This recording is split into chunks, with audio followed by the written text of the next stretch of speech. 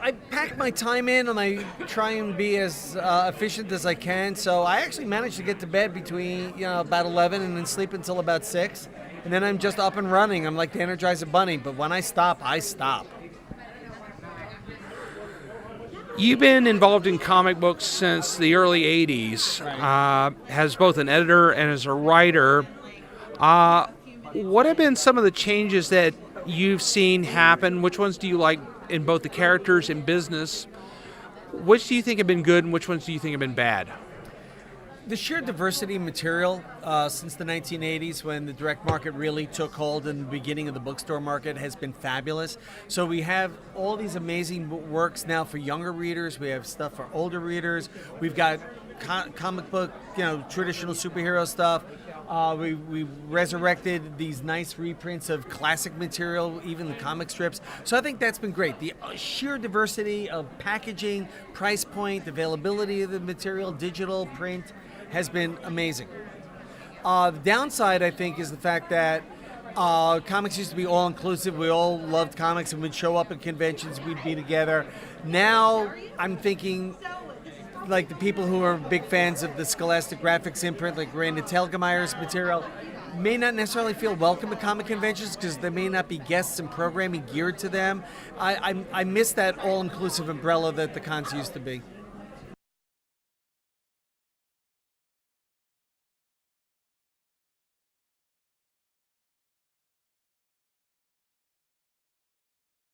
DC Comics hired me to work with Len Wein and Marv Wolfman on what became Crisis on Infinite Earths and the Who's Who. And the fact that I was hired for just 2 projects shows the company was putting a lot of time and effort and resources behind these projects. So I knew the company expected together to be big 50th anniversary celebrations. Once it became clear that we were going to collapse the multiverse into a singular universe, and I recognized it was going to be that way going forward, and then the company started talking about dusting off and rebooting for Superman, then Batman, and then Wonder Woman. Yeah, I was absolutely, there was no question that this was going to be major creative impact for the creative teams, the editorial team, and then the readership.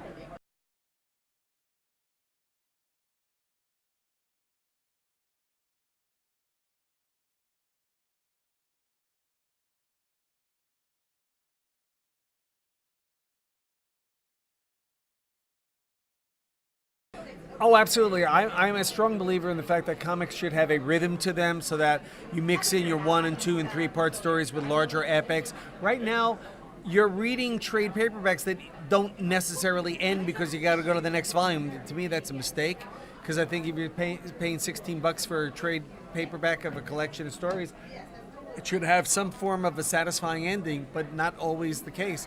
I definitely miss done-in-ones. I definitely miss shorter stories. So, no question.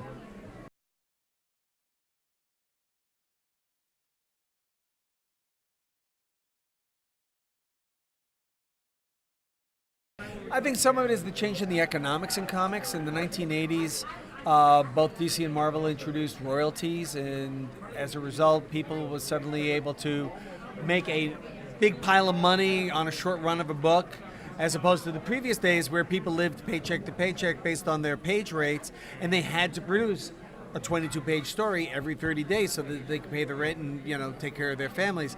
So that changed, and it gave writers and artists the ability to spend more time on shorter works, do 6, 8, 10, 12 issues of a book and move on to something else.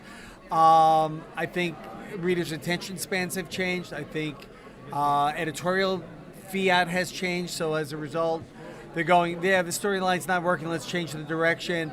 I think there's less interest in letting creative voices find their audience. I think editorial should support some of the more experimental stuff a little longer. And, it's just the evolutionary change. Some of it I absolutely miss. Former Secretary of State James Baker III wrote an autobiography a few years ago that was called Stay Out of Politics, referring to some advice his father gave him. What made you want to get involved in local politics in your hometown? Well, when I was living in Connecticut, I had been there for, 10, 12 years by the time I realized I'd been there, I was settled, and I felt it was time to give back to my community. My kids were at a point where I could spend a little more time away from home, and I wanted to give back. And in New England, we have representative town government, so we have people representing parts of our community, and I got involved that way because I was representing my neighborhood. It was very local, very immediate, and I could make positive changes, I would hope. And that got me involved, and then I got caught up in all of that, working really hard, even after I had lost an election and stayed involved on the Democratic Town Committee. It was all to help my local community. Even now that I'm in Maryland, I've been down here 5 years, and a year and a half ago I felt it was, again, time to give back to my community, and now serve on my homeowners association board because I want to be able to look after my neighborhood. Because I think I'm not political in the sense that, I like the back office politics and all. I much prefer the fact that I think I'm a plain-spoken guy. I think I'm a fairly rational guy. I'm not overly ideological. So I go for a common-sense approach.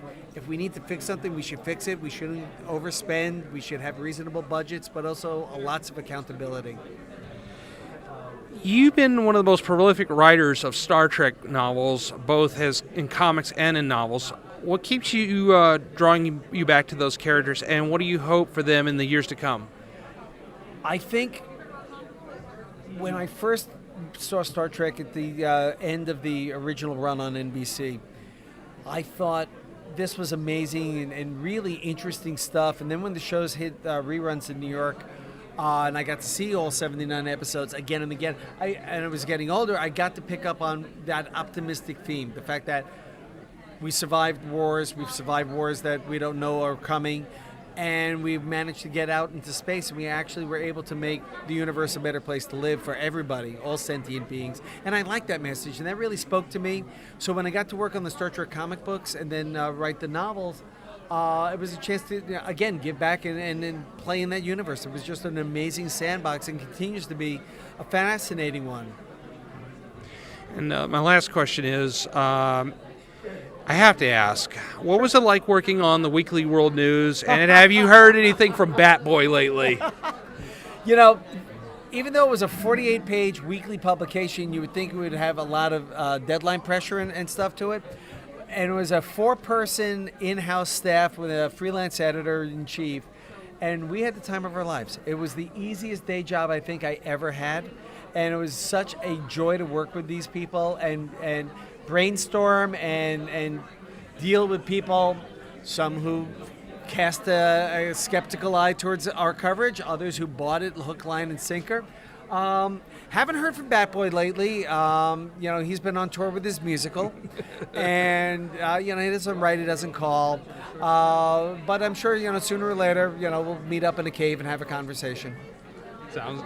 Sounds good. Let me know when that happens. Well, Bob, I want to thank you for taking the time to speak with us today, and we really appreciate it.